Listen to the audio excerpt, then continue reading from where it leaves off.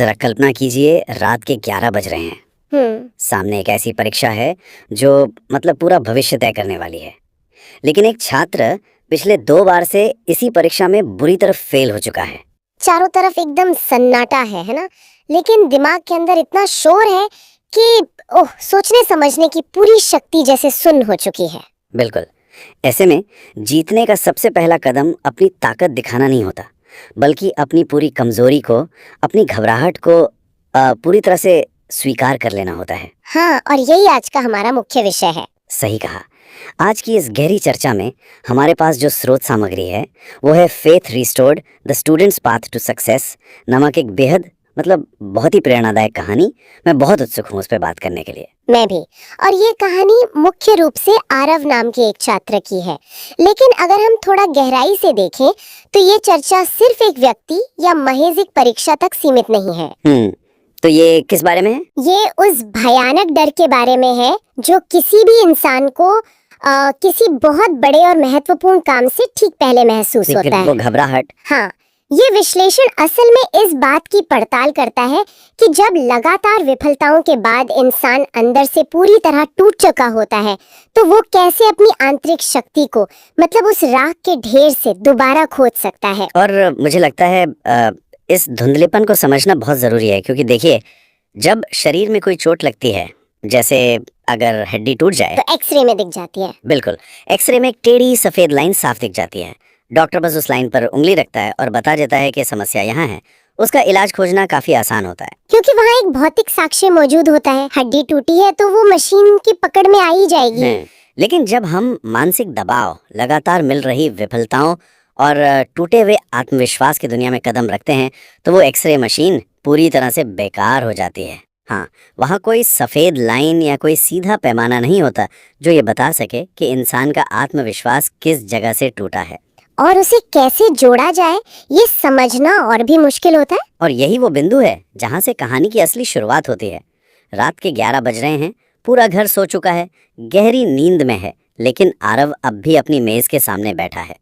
किताबें खुली हुई हैं, लेकिन ध्यान कहीं और है। हाँ, आंखों में एक अजीब सा डर है और मन में सिर्फ एक ही सवाल गूंज रहा है, क्या इस बार भी वही नतीजा होगा? जो दोस्त साथ पढ़ते थे वो आगे निकल चुके हैं और अब मजाक उड़ाते हैं। बिल्कुल, रिश्तेदार हर पारिवारिक समारोह में ताने देते हैं। इस पूरी प्रक्रिया में सबसे बड़ा नुकसान ये हुआ है कि उसे खुद पर से ही भरोसा पूरी तरह उठ चुका है। ये बहुत ही भयानक स्थिति होती है। मैं इस स्थिति की तुलना एक फ्रीज हो चुके कंप्यूटर स्क्रीन से करता हूँ। मतलब जब एक ही समय पर बहुत सारे भारी प्रोग्राम खोल दिए जाते हैं तो सिस्टम हैंग हो जाता है। हाँ, सिस्टम अचानक काम करना बंद कर देता है। ये उपमा बहुत ही सटीक है, मैं पूरी तरह सहमत हूँ। दिमाग में पुरानी विफलता का इतना अधिक भारी डेटा, रिश्तेदारों के तानों की इतनी सारी अलग अलग फाइलें और भविष्य के डर का इतना भारी दबाव एक साथ भर जाता है कि मस्तिष्क आगे काम करना ही बंद कर देता है। स्क्रीन बस एक जगह अटक जाती है और कुछ नया प्रोसेस नहीं हो पाता। बिल्कुल नहीं। अगर हम इसके पीछे के मनोविज्ञान को समझें तो सामाजिक दबाव विफलता के डर को कई गुना बढ़ा कर देते हैं। जब कोई इंसान बार बार असफल होता है तो वो काम या वो परीक्षा केवल एक सामान्य चुनौती नहीं रह जाती। तो वो क्या बन जाती है? वो इंसान के पूरे अस्तित्व और उसके आत्मसम्मान का सीधा पैमाना बन जाती है। ओह, मैं समझ रहा हूँ। तो ये सिर्फ एक कागज पर कुछ सवालों के जवाब देने की लड़ाई नहीं रह जाती, ये समाज की नजरों में खुद के वजूद को बचाने की लड़ाई बन जाती है। एकदम से। और जब इंसान का दिमाग इस स्थिति में फंस जाता है, जिसे हम मस्तिष्क की करो या मरो वाली रक्षात्मक प्रणाली कह सकते हैं, जिसे फाइट और फ्लाइट रिस्पॉन्स कहते हैं। हाँ, बिल्कुल वही। तो उस अवस्था में किसी भी चीज पर ध्यान केंद्रित करना या नई जानकारी को याद रखना लगभग असंभव हो जाता है, क्योंकि दिमाग खतरे में महसूस कर रहा है। हाँ, ऐसा इसलिए होता है क्योंकि मस्तिष्क का वो हिस्सा जो तार्किक सोच, विश्लेषण और नई चीजें सीखने के लिए जिम्मेदार है, वो डर और अत्यधिक तनाव के कारण पूरी तरह से काम करना बंद कर देता है। मतलब वो शट डाउन हो जाता है। हाँ, शरीर में तनाव पैदा करने वाले रसायन इतनी तेजी से बहने लगते हैं कि पूरा ध्यान सिर्फ उस खतरे से बचने पर केंद्रित हो जाता है। इसीलिए आरव किताबों के सामने बैठे रहने के बावजूद कुछ भी पढ़ नहीं पा रहा था। उसका दिमाग ज्ञान ग्रहण करने की अवस्था में था ही नहीं, वो बस एक काल्पनिक खतरे से बचने के रास्ते खोज रहा था। बिल्कुल। और यहीं पर कहानी में एक बहुत ही अप्रत्याशित मोड़ आता है। जब मन बिल्कुल नहीं लग रहा था, एक अजीब सी घुटन हो रही थी, तो आरव अपनी जगह से उठता है, वो अपना मोबाइल खोलता है। जो कि बहुत सामान्य है तनाव में। हाँ, आमतौर पे तनाव में लोग क्षणिक सुख या वहाँ ध्यान भटकाने वाली चीज़ों की तरफ जाते हैं, सोशल मीडिया स्क्रॉल करने लगते हैं, लेकिन वो ऐसा कुछ नहीं करता। तो वो क्या करता है? वो यूं ही शायद बिना ज़्यादा सोचे हनुमान चालीसा चला देता है। कमरे में एक धीमी और परिचित आवाज़ गूंजने लगती है। वो अपनी आंखें बंद कर लेता है और बस उस आवाज़ को सुनता रहता है। ये एक बहुत ही शक्तिशाली क्षण है। हाँ, और कुछ ही मिनटों के बाद मन का वो उफान और डर धीरे धीरे शांत होने लगता है। स्रोत में बताया गया है कि अंदर से एक बहुत ही स्पष्ट आवाज़ आती है, डर मत, कोशिश करने वालों की हार नहीं होती। ये एक बहुत बड़ा ज्ञानोदय का क्षण है। जब इंसान अत्यधिक तनाव में होता है तो उसका दिमाग नकारात्मक विचारों के एक लूप में फंस जाता है। एक दुष्चक्र। हाँ, जिसे हम घबराहट का दुष्चक्र या एंजाइटी लूप कह सकते हैं। लोग क्या कहेंगे, भविष्य क्या होगा, मैं कुछ नहीं कर सकता। ये एक चक्र है जो लगातार और बहुत तेजी से चलता रहता है और इसे तोड़ना बहुत मुश्किल होता है। बिल्कुल। इस चक्र को तोड़ने के लिए किसी बाहरी लेकिन बहुत ही सुरक्षित और परिचित हस्तक्षेप की जरूरत होती है। या मैं इस विचार पर थोड़ी चुनौती देना चाहता हूँ।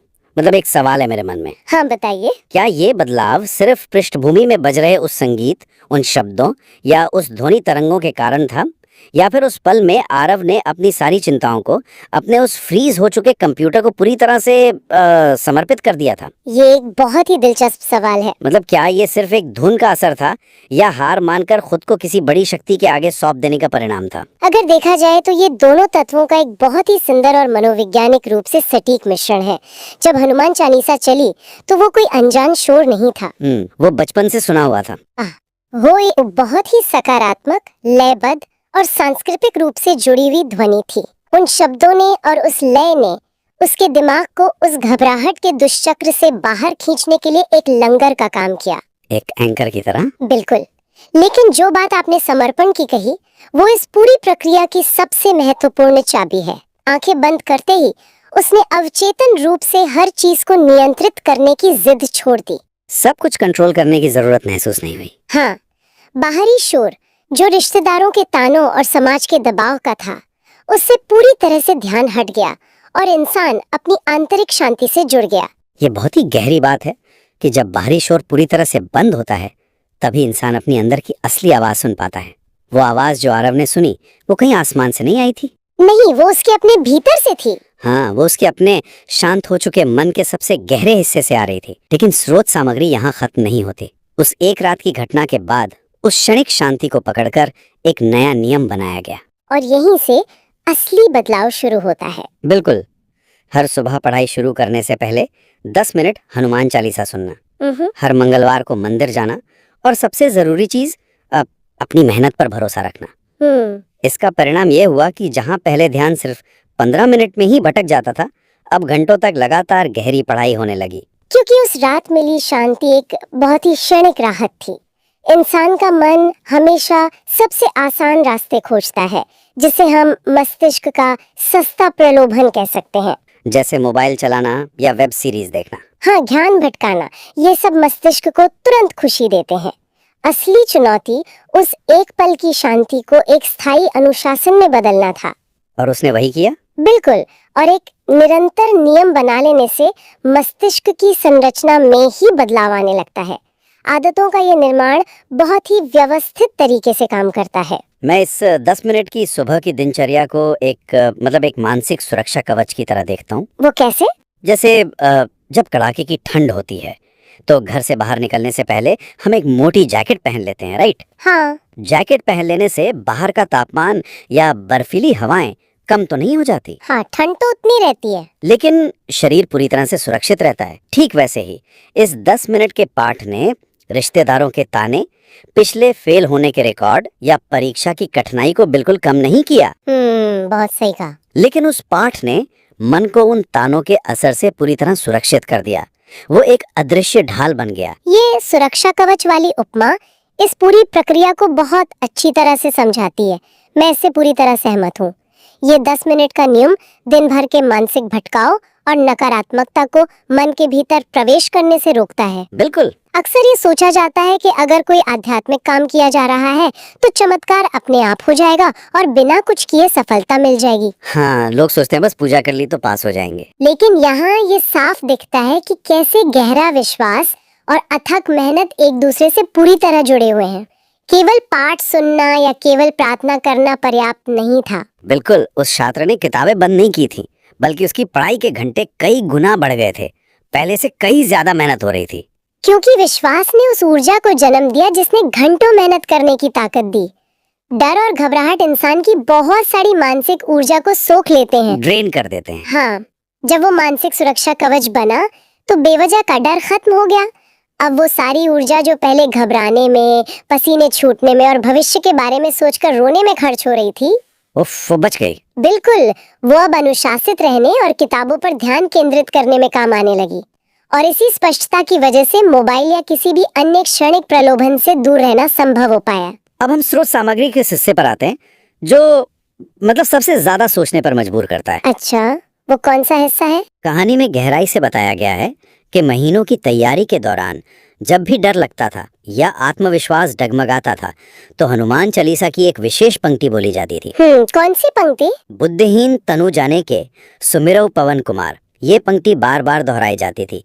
ये एहसास होने लगा था कि असली ताकत बाहर किसी किताब या व्यक्ति में नहीं, बल्कि अंदर होती है। और विश्वास उस ताकत को जगाता है। ये पंक्ति अपने आप में एक बहुत बड़ा और गहरा दर्शन समेटे हुए है। बिल्कुल। इसका सीधा सा अर्थ है कि मैं ये भली भांति जानती हूँ कि मेरा शरीर और मन बुद्धिहीन है, मुझ में ज्ञान की कमी है, इसलिए मैं आपका स्मरण करती हूँ। और यहीं पर मेरा एक बहुत ही तार्किक सवाल आता है। मतलब मुझे एक बड़ा विरोधाभास लगता है। कैसा विरोधाभास? जरा सोचिए, एक छात्र है जिसे एक बहुत ही कठिन परीक्षा पास करनी है। परीक्षा पास करने के लिए बुद्धि चाहिए, अथाह ज्ञान चाहिए, तेज दिमाग चाहिए। बिल्कुल, ये तो जरूरी है। लेकिन यहाँ वो बार बार खुद को बुद्धिहीन मान रहा है। खुद को बिना बुद्धि का मानकर या अपनी कमजोरी को इस तरह स्वीकार करके कोई इंसान ज्ञान कैसे प्राप्त कर सकता है? देखने में ये उल्टा लगता है। हाँ, और इतनी बड़ी परीक्षा कैसे पास कर सकता है? ये बात तर्क के बिल्कुल विपरीत लगती है। ये इस पूरे विश्लेषण का सबसे गहरा और सबसे महत्वपूर्ण बिंदु है। खुद को बुद्धिहीन मान लेने को कमजोरी या हार समझना एक बहुत बड़ी भूल है। अच्छा, तो फिर ये क्या है? दरअसल खुद को बुद्धिहीन स्वीकार कर लेना अपने सबसे बड़े दुश्मन यानी स्वयं को सर्वश्रेष्ठ मानने के भाव या अहंकार को पूरी तरह से नष्ट कर देना है। तो ये अहंकार का नष्ट होना पढ़ाई या एकाग्रता में सीधे तौर पर कैसे मदद करता है? मुझे थोड़ा और समझाइए। देखिए, इंसान पर सबसे बड़ा दबाव क्या होता है? मुझे सब कुछ आना चाहिए, मुझे पूरी दुनिया को साबित करना है कि मैं बहुत ज्ञानी हूँ, मुझे असफल नहीं होना है। हाँ, परफेक्शन का प्रेशर। बिल्कुल, ये जो सब कुछ जानने और खुद को साबित करने का दबाव होता है ना, ये इंसान के कंधों पर एक बहुत बड़ा मानसिक बोझ है। ये बोझ इंसान को नई चीजें सीखने से रोकता है। जब कोई ये कहता है कि मैं बुद्धिहीन हूँ, तो वो उस पूरे भारी बोझ को उतारकर चुपचाप जमीन पर रख देता है। ओह, अब मैं समझ रहा हूँ। वो बहुत ही सहजता से ये स्वीकार कर लेता है कि उसे मदद की जरूरत है, उसे अभी और मार्गदर्शन की जरूरत है। और जैसे ही ये स्वीकार किया जाता है, सीखने की प्रक्रिया पर पड़ा हुआ डर और श्रेष्ठता का पर्दा पूरी तरह से हट जाता है। ये तो बिल्कुल वैसा ही है जैसे नव सीखिए का दृष्टिकोण, मतलब बिगिनर्स माइंडसेट। हाँ, बिल्कुल वही। अगर एक घड़ा पहले से ही अपनी श्रेष्ठता के भ्रम और पुराने पानी से लबालब भरा हुआ है, तो उसमें नया ज्ञान या नया पानी नहीं समा सकता। बहुत सुंदर उपमा है। भरा हुआ बर्तन कुछ नया नहीं ले सकता। हाँ, डर और अहंकार से भरा हुआ दिमाग नया कुछ नहीं सीख सकता। वो बस अपनी रक्षा करना जानता है। बुद्धिहीन स्वीकार करने से वो घड़ा पूरी तरह से खाली हो गया और उसमें नई जानकारी ग्रहण करने की असीम जगह बन गई। एकदम सही। ये एक बहुत बड़ा मानसिक समर्पण है। हाँ। और यही समर्पण इंसान के भीतर की असली और शुद्ध क्षमता को जगाता है, जहाँ वो बिना किसी बाहरी दबाव के अपना 100% दे पाता है। जब साबित करने की होड़ खत्म हो जाती है, तो दिमाग के पास सिर्फ एक ही काम बचता है, पूरी तन्मयता से सीखना। ये सच में एक आंखें खोलने वाला पल है। ये समझना कि हार मान लेना या अपनी कमजोरी को स्वीकार कर लेना हमेशा कमजोरी नहीं होती। कभी कभी ये सबसे बड़ी ताकत होती है। हाँ, कभी कभी ये नई सिरे से शुरुआत करने की सबसे बड़ी ताकत बन जाती है। महीनों की इस कड़ी मेहनत और अटूट अनुशासन के बाद अंततः परीक्षा का दिन आता है। वो दिन जिसका इंतजार था। स्रोत के अनुसार इस बार उस छात्र के चेहरे पर कोई तनाव नहीं था। नींद पूरी थी और डर की जगह एक गहरी लगभग आध्यात्मिक शांति थी। क्योंकि इस बार परीक्षा हॉल में जाने का उद्देश्य किसी रिश्तेदार को गलत साबित करना या अपना अस्तित्व बचाना नहीं था, बल्कि अपना सर्वश्रेष्ठ प्रदर्शन करना था। उसका नजरिया ही बदल गया था। बिल्कुल, जो डर पहले इंसान की पहचान और उसके अस्तित्व से जुड़ा था, वो अब हमेशा के लिए खत्म हो चुका था। अब वो महज एक परीक्षा थी, जिंदगी और मौत का सवाल नहीं। और जब कुछ समय बाद परिणाम आया तो वो पूरे परिवार में सबसे ऊपर था। वाह! जहां लगातार 2 बार विफलता हाथ लगी थी, वहीं अब सफलता के सबसे ऊंचे शिखर पर जगह थी। माँ की आंखों में खुशी के आंसू थे। पिता ने शायद पहली बार इतने स्नेह से गले लगाया। ये बहुत ही भावुक कर देने वाला पल रहा होगा। हाँ, और उस पल, उस अपार सफलता के बीच आसमान की तरफ देखकर आरव ने एक बहुत ही खूबसूरत बात कही। आपने मेरा डर खत्म करके मुझे खुद से मिलाया। मुझे खुद से मिलाया। ये एक वाक्य इस पूरी यात्रा का, इस पूरे मानसिक रूपांतरण का सबसे सटीक सार है। मेरी राय में यही इस कहानी का मुख्य संदेश है। यहाँ ये स्पष्ट है कि असली इनाम सिर्फ कागज पर छपे हुए अच्छे नंबर या पास होने का प्रमाण पत्र नहीं था। वो तो बस इस पूरी प्रक्रिया का एक मतलब स्वाभाविक परिणाम था। तो असली जीत क्या थी? असली जीत तो पिता का वो आलिंगन था, माँ के आंखों के वो आंसू थे, और सबसे बढ़कर खुद से वो मुलाकात थी जो कहीं पीछे विफलताओं के बोझ तले बहुत गहराई में दब गई थी। इस पूरे घटनाक्रम को अगर एक बड़े नजरिए से देखा जाए तो ये स्पष्ट होता है कि वो पाठ और वो दिनचर्या केवल एक धार्मिक कृत्य नहीं था। वो आत्मविश्वास, एकाग्रता और सकारात्मक ऊर्जा का एक बहुत बड़ा अटूट स्रोत बन गया था। ये विश्लेषण ये स्पष्ट करता है कि जब अथक मेहनत और पसीने के साथ एक गहरा अटल विश्वास जुड़ जाता है तो चमत्कार होते हैं। हाँ, तो सबसे असंभव और पहाड़ जैसे लगने वाले रास्ते भी पार हो जाते हैं। की शक्ति को पूरी तरह शून्य कर देता है। एक अनुशासित दृष्टिकोण के माध्यम से गहरी एकाग्रता में बदला जा सकता है। बिल्कुल, रात के अंधेरे में लिया गया एक छोटा सा फैसला कैसे एक रोजमर्रा के कठोर अनुशासन में बदल गया। कैसे खुद को खाली कर देने से, अपने ज्ञान के अहंकार को किनारे रख देने से नई ऊर्जा का संचार हुआ। और अंततः कैसे उस सही दिशा में किए गए विश्वास ने इंसान के अंदर छिपी हुई असली क्षमता को बाहर ला खड़ा किया। सही कहा।